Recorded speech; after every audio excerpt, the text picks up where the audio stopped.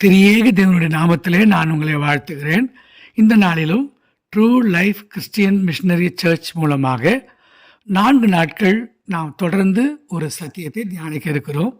வியாழன், வெள்ளி, சனி, ஞாயிறு இந்த 4 நாட்களும் ஒரே ஒரு குறிப்பிட்ட சத்தியத்தை, அதாவது ஆவி, ஆத்மா, சரீரம் என்கிற தலைப்பின் கீழாக நாம் சத்தியங்களை தியானிக்க இருக்கிறோம். முதலாவது அருமையான சபையின் மேய்ப்பிற்கும், சபையின் மூப்பர்களுக்கும், சபையின் அங்கத்தினர்களுக்கும் திரியேக தேவனுடைய நாமத்திலே வாழ்த்துக்களையும் ஆசீர்வாதங்களையும் மனப்பூர்வமாய் கூறி அவர்களை வாழ்த்துகிறேன், ஆசீர்வதிக்கிறேன். எனக்கு அன்பான கர்த்தருடைய பிள்ளைகளே, இந்த நாளின் தியானத்துக்கென்று நாம் 1 தெசலோனிக்கர் புஸ்தகம் 5ஆம் அதிகாரம் 23ஆம் வசனத்தை எடுத்துக்கொள்கிறோம். இந்த வசனம் இப்படியாக சொல்கிறது: சமாதானத்தின் தேவன் தாமே உங்களை முற்றிலும் பரிசுத்தமாக்குவாராக. உங்கள் ஆவி, ஆத்துமா, சரீரம் முழுவதும் நம்முடைய கர்த்தராகிய இயேசு வரும்பொழுது குற்றமற்றதாய் இருக்கும்படி காக்கப்படுவதாக. ஆமென். இந்த அருமையான வசனம் இந்த நாளிலே நம்முடைய ஆவியையும் ஆத்மாவையும் சரீரத்தையும் முழுவதுமாக கர்த்தருடைய வருகையிலே காணப்பட பரிசுத்தமாக்குகிற ஒரு வசனமாக இருக்கிறது. இந்த கனடா பிரயாணத்தில் எல்லா சபைகளிலும் கர்த்தருடைய வருகைக்கு என்று சபையார் செய்ய வேண்டியது என்ன, நாம் தனிப்பட்ட முறையில் நம்ம எப்படி ஆயத்தப்படுத்திக் கொள்வது என்கிற தலைப்பின் கீழே ஒவ்வொரு திருச்சபைகளிலும் கர்த்தருடைய வார்த்தைகளை கொடுத்து கொண்டு வருகிறேன். அதிலும் குறிப்பாய் நம்முடைய சபையில் வாலிபர்களுக்கு என்று பிரத்யோகமாய் இந்த கூட்டங்களை ஒழுங்கு செய்திருக்கிறபடியால் வந்திருக்கிற எல்லா வாலிபர்களை பார்க்கும் பொழுதும் நான் அதிகமாய் சந்தோஷப்படுகிறேன். எனக்கு அன்பான வாலிப சகோதர சகோதரிகளே, நீங்கள் இந்த நாட்களிலே ஆங்கிலத்திலும் அதற்கு அடுத்த தலைமுறை ஃப்ரெஞ்சிலும், மான்ட்ரியல் பட்டணத்தில் நீங்கள் ஃப்ரெஞ்சு அதிகமாக பேசுகிறதுனால நீங்கள் இந்த அடுத்தடுத்த மொழியிலும் நீங்கள் கேட்குற செய்திகளை தியானித்து நீங்களே ஒரு விஷயம் பேசி பழகுங்க. அப்போ தான் வருங்கால சந்ததிக்கும் நீங்களும் கர்த்தருடைய வார்த்தைகளை கொண்டு போக முடியும். அது என்னுடைய மிகப்பெரிய ஆதங்கமாக இருக்குது, என்னுடைய மிகப்பெரிய பாரமாக இருக்குது. என்னுடைய பாரத்தை உங்களோடு பகிர்ந்து கொள்கிறேன். ஏன்னா அநேக வாலிப பிள்ளைகள் இருக்கிறீங்க. இந்த வசனங்களை, வார்த்தைகளை கண்டிப்பாக அடுத்தடுத்த தலைமுறைக்கு நீங்கள் கொண்டு போங்க. கர்த்தருடைய வருகை தாமதிக்குமானால் நம்ம அத்தனை பேரும் வருகையில் காணப்பட வேண்டும். அதற்கு இப்படிப்பட்ட வசனங்கள் நமக்கு ரொம்ப ஒரு பிரயோஜனமாக இருக்கும். நம்மளை சுற்றி நடக்கிற விஷயங்கள், யுத்தங்களை கேள்விப்படுறோம். இயேசு கிறிஸ்து சொன்ன எல்லா அடையாளங்கள், அவருடைய வருகைக்கு உண்டான எல்லா நம்முடைய சூழ்நிலைகள் எல்லாமே இயற்கை, எல்லாமே கர்த்தருடைய வார்த்தையின்படி நடந்து கொண்டிருக்குது. அதை பார்த்து நம்ம பயப்படுறதை விட கர்த்தராகிய இயேசு கிறிஸ்து வாசல் அருகே வந்திருக்கிறார். ஆமென். அந்த நாட்களில் கர்த்தர் வருகிறார் என்று நம்ம சத்தியத்தை கேள்விப்பட்டோம். ஆனால் இப்போ வசனத்தில் போட்டிருக்குது இயேசு வாசல் அருகே வந்திருக்கிறார்னு. அப்போ இந்த நேரத்தில் நம்ம அதிகமாக ஆயத்தப்படுத்திக்க வேண்டியது நம்மை நாமே ஆராய்ந்து பார்த்து நல்லா நம்மளை ஆயத்தப்படுத்திக்கணும். இந்த வசனத்தில் என்ன போட்டிருக்குன்னா, நம்ம மனுஷன்னு சொல்கிறப்ப ஒரு வடிவம் மட்டும் இல்லை, நம்ம கண்ணுக்கு தெரிகிறது உடல் மட்டும்தான். ஆனால் அந்த உடலை உள்ளே இருக்கிறது ஆத்மா, அந்த ஆத்மாவுக்குள்ளே இருக்கிறது ஆவி. இது எப்படி நம்ம வசனத்தில் பார்க்குறோம், வார்த்தைகளை பார்க்குறோம் அப்படின்னு சொன்னால், இந்த வசனங்களில் இது 3 சேர்ந்த பிறகுதான் ஒரு மனுஷன் முழுமையாக இருக்கான்.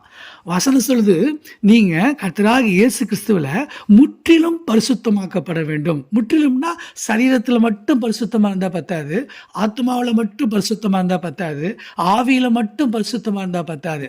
சில நேரங்களில் பார்த்தீங்கன்னா ஆவியில் நம்ம அனலாக இருப்போம். ஆமென். ஆவியில் சும்மா அக்னியாக இருக்கும். இப்போவே கர்த்தருக்காக ஏதாவது செய்யணுங்கிற போல் ரொம்ப வைராக்கியமாக நிற்போம். ஆனால் அந்த நேரம் பார்த்து மாமிசம் ரொம்ப பலகீனமாக சோர்ந்து போயிடும். அப்போ மாமிசம் பலகீனமாக இருந்தால் என்ன தான் ஆவி உற்சாகம் வந்தாலும் நம்மளால் ஒன்றும் செய்ய முடியாது. பொதுவாக நான் நம்முடைய பிள்ளைகளுக்கு சொல்லிக் கொடுப்பேன், மாமிசத்தை பற்றி வேதத்தில் என்னெல்லாம் போட்டிருக்கு தெரியுமா? மாமிசமும் ஒன்றுக்கும் உதவாது. என்னங்க இப்படி திடீர்னு இப்படி சொல்லிட்டீங்க அப்படின்னு கேட்டால், யோவான் 6ஆம் அதிகாரம் 63ஆம் வசனத்தில் மாமிசமும் ஒன்றுக்கும் உதவாது, ஆவியோ உயிர்ப்பிக்கிறது. எஸ், ஆவி பல நேரங்களில் நம்மளை தட்டி கொடுத்து உற்சாகமாக அக்னியாக இருக்கும். ஆனால் மாமிசம் என்ன பண்ணாதுன்னா, ஏதாவது செய்கிறேன்னு சொல்லி எழும்பிட்டு அப்புறம் டக்குன்னு ஒன்றுக்கு நமக்கு கை கொடுத்து உதவி செய்யாமல் போகாது. ஏன் அப்படி இருக்குது? மாமிசமோ பலவீனம் உள்ளது, ஆவியோ உற்சாகம் உள்ளது. அதுக்கு என்ன காரணம்? யோபின் புஸ்தகத்தில் பார்க்குறோம். என்ன பார்க்குறோம்? மாமிசம் இருக்கும் அளவும் அதில் நோவு இருக்கும். அப்போ அது பல நேரத்தில் பலகீனமாக இருந்தால் மட்டும் பத்தாது. அதில் சில வியாதிகள், அது இந்த கடைசி நாட்களில் உக்காந்தா வியாதி, நின்னா வியாதி, படுத்தா வியாதி, சாப்பிட்டா வியாதி. அன்னைக்கு ஒருத்தர் சொல்லிட்டு இருந்தார், தண்ணி குடித்தா கூட அலர்ஜி பாஸ்டர் அப்படின்னார். அப்படின்னா இப்போ விதவிதமான மருத்துவர்களால் கண்டுபிடிக்க முடியாத வியாதிகள்லாம் இருக்குது. இப்படிப்பட்ட இந்த மாமிசத்தை நம்ம என்ன பண்ணணும்? ஆவி அக்கினியாக இருக்குதா, ஆவி உற்சாகமாக இருக்குதா, ஆவி பலனாக இருக்குதா, அந்த ஆவியை கொண்டு இந்த மாமிசத்தை நம்ம கொஞ்சம் கண்ட்ரோல் பண்ணி எழுப்பணும். ஆமென். இன்னைக்கு முழுக்க நம்ம என்ன பண்ண போறோம்னா, சரீரம் என்கிற தலைப்பின் கீழ் தான் தியானிக்க போறோம். அப்ப பலகீனம் உள்ள மாமிசத்தை, ஒன்றுக்கும் உதவாத மாமிசத்தை, அப்புறம் எதுக்குமே பிரயோஜனம் இல்லைன்னு சொல்லி வேதம் சொல்லுது. ஆனால் அப்படி சொல்ல முடியாது. ஏன்னா இப்போ ஒவ்வொருத்தங்களுமே சொல்கிற ஒரு வார்த்தை என்னன்னா, இந்த மாமிசமும் ரொம்ப முக்கியமான ஒன்று தான். ஆமென். சரிப்பா, இன்றைக்கி நல்லா கவனமாக கவனிக்கிறீங்க. அதுவே எனக்கு ரொம்ப சந்தோஷமாக இருக்குது. உங்களுக்கு எல்லாருக்கும் தெரிஞ்சுக்கிறபடி முற்றிலும் பரிசுத்தம்னு சொல்கிறப்ப சரீரம் மட்டும் நல்ல பரிசுத்தமாக இருந்தால் போதாது, ஆத்மாவும் பரிசுத்தமாக இருக்கணும், ஆவியும் பரிசுத்தமாக இருக்கணும். சரிப்பா, இப்போ இந்த பரிசுத்தம்ன்ற வார்த்தை ஆங்கிலத்தில் என்ன போட்டிருக்குன்னா சான்டிஃபிகேஷன் போட்டிருக்குது. சான்டிஃபிகேஷன் என்ன?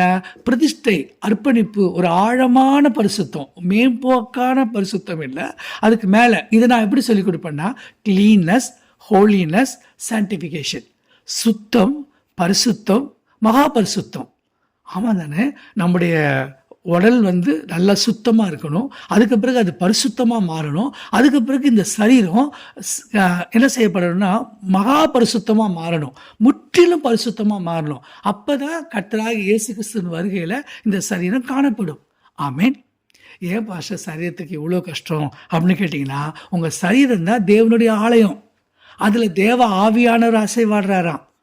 ஆமென். இதை நீங்கள் உணர்ந்துட்டீங்கன்னா என்ன பண்ணுவீங்கன்னா, இயேசு கிறிஸ்துவை போலவே நல்லா ஜெபிக்கிறப்ப மறுரூபப்படுவோம். நமக்கு என்ன கற்பிக்கப்பட்டுடுச்சு நம்ம மைண்டில்? பொதுவான புத்தி, காமன் மைண்ட் என்ன செட்னா, ஜெபம்ன்றது நம்மளுடைய தேவைகளை போய் கர்த்தர்ட்ட சொல்கிறதும் தேவைகளை போய் கேட்டு வாங்குறது மட்டும்தான் ஜெபம்னு நினச்சிட்டு இருக்கோம். இல்லை பிரியமானவர்களே, நம்ம எவ்வளோக்கு ஜெபிக்கிறோமோ அவ்வளோக்கு நம்முடைய சரீரம் மறுரூபப்பட தொடங்கும். இயேசு கிறிஸ்து உயிரோடு இருக்கிறப்பே அவருடைய சரீரத்தில் அவர் மறுரூபப்பட தொடங்கினார். உங்கள் ஜெபம் கர்த்தருடைய சாயலில் மறுரூபப்படுகிற அளவுக்கு உங்கள் உடலை மாற்றும். எத்தனை பேர் நம்புறீங்க? ஹல்லேலூயா. எஸ், நீங்கள் நல்லா ஜெபிக்கணும். எப்படி ஜெபிக்கணும்? இடைவிடாமல் ஜெபியுங்கள், விழித்திருந்து ஜெபியுங்கள், சோர்ந்து போகாமல் ஜெபியுங்கள். இது மூணுமே இயேசு கிறிஸ்து சொன்ன வார்த்தை தான். இது ரொம்ப முக்கியம். ஜெபம்னு சொன்ன உடனே நமக்கு அநேகருக்கு என்ன ஆகிடுதுன்னா, ஒரு மாதிரி ரொட்டீனாக போயிடுது, அது ஒரு பாரம்பரியம் மாதிரி ஆகிடுது. அப்படி இல்லாமல் ஜெபத்தை கடமையாக இருக்காமல் அப்பா கூட உறவு வைக்கிற மாதிரி, அப்பா கூட பேசுகிற மாதிரி, அப்பா கூட கதைக்கிற மாதிரி, அவரோட கான்வர்சேஷன், உறவு ஸ்ட்ராங்காக இருந்தால் வார்த்தைகளும் ஜெபமும் நல்லா வரும். நம்ம உறவை நல்லா பலப்படுத்திக்கிட்டு கர்த்தரோடு நல்லா பேச பழக நல்லா செய்ய தொடங்குறப்ப நம்முடைய உடல் என்ன பண்ணணும்னா ஆட்டோமேட்டிக்காக மறுரூபப்படும். ஆமென். வேதம் என்ன தெரியுமா சொல்லுது? ஜென்ம சரீரம், ஆவிக்குரிய சரீரம், அற்பமான சரீரம். இப்படி 3 சரீரங்களை பற்றி வேதத்தில் போட்டிருக்கு. ஆரம்பத்தில் வேணால் இந்த சரீரம் அற்பமான சரீரமாக இருக்கலாம், ஆனால் கர்த்தராகிய இயேசு கிறிஸ்துவ சொந்த ரட்சகராக ஏற்றுக்கொண்டு அவரை நீங்கள் தெய்வமாக கும்பிட தொடங்கி அப்பான்னு கூப்பிட தொடங்கிட்டீங்கன்னா இந்த அற்பமான சரீரத்தை தேவன் மகிமையின் சரீரமாய் மாற்றுவார். ஹல்லேலூயா. ஆமென். எப்போவுமே ஒரு சில விஷயங்கள் என்ன பண்ணுவோன்னா, நம்ம சில விஷயத்தை மிகைப்படுத்துறதுக்காக ரொம்ப அற்பமாக நினைப்போம். நம்ம உடம்பை ரொம்ப அற்பமாக நினைக்கக்கூடாது. ஏன்னா இந்த ஜென்ம சரீரத்தை தேவன் ஆவிக்குரிய சரீரமாக மாற்றுறாரு. நீங்கள் தண்ணீரில் முழுகி ஞானஸ்நானம் எடுத்து கரையேறி வெளியில் வரும்போது ஜென்ம சரீரத்தை அடக்கம் பண்ணிடுறீங்க, ஆவிக்குரிய சரீரம் உயிர்த்திலிருந்து வெளியே வருது. அப்போ ஆவிக்குரிய சரீரம் இது. இந்த சரீரத்தை தேவனுடைய ஆலயமாக மாற்றி நீங்கள் கர்த்தருடைய ஆலயத்துக்கு வரும்போதெல்லாம் என்ன பண்ணுறீங்க தெரியுமா? அந்த ஜீவ பலியாக உங்களை ஒப்பு கொடுக்குறீங்க. ஆராதனைன்றது என்னப்பா? ஜீவ பலியாக ஒப்பு கொடுங்க. எதை? Living sacrifice. உங்கள் உடலை நீங்கள் லிவிங் சாக்ரிஃபைஸாக ஒப்பு கொடுக்க தான் நீங்கள் ஆராதனைக்கு வர்றீங்க.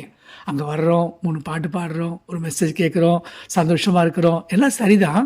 ஆனால் மைய கருத்து எது? புத்தி உள்ள ஆராதனைன்னு பைபிளில் போட்டிருக்குன்னா, உங்கள் சரீரத்தை ஜீவ பலியாக ஒப்பு கொடுப்பது தான் புத்தி உள்ள ஆராதனை. மற்றதெல்லாம் நீங்களே சொல்லுங்களேன். நான் சொல்ல மாட்டேன் புத்தி இல்லாத ஆராதனைன்னு. நீங்கள் ஆண்டவரை ஆராதிக்க வந்தால் உங்கள் சரீரத்தை கண்டிப்பாக ஜீவ பலியாக ஒப்பு கொடுக்கணும். நீங்கள் ஈசாக்கு பாருங்கள், பலிபீடத்தில் முழுக்க தன்னுடைய உடலை படுக்க வச்சுட்டார். அதே மாதிரி உங்களுடைய தலையிலிருந்து கால் வரைக்கும் எல்லா பாகத்தையும் பலிபீடத்தில் நான் படைக்கிறேன் ஆண்டவரே அப்படின்னு லிவிங் சாக்ரிஃபைஸாக 100% ஒப்பு கொடுத்தீங்கன்னா அது முற்றிலும் பரிசுத்தமாக மாறும். ஆமென். எனக்கு அன்பான கர்த்தருடைய பிள்ளைகளே, இது பார்ட் 1. நம்ம அடுத்த பகுதி 2ல் இந்த சரீரத்தை பற்றி தொடர்ந்து தியானிப்போமா?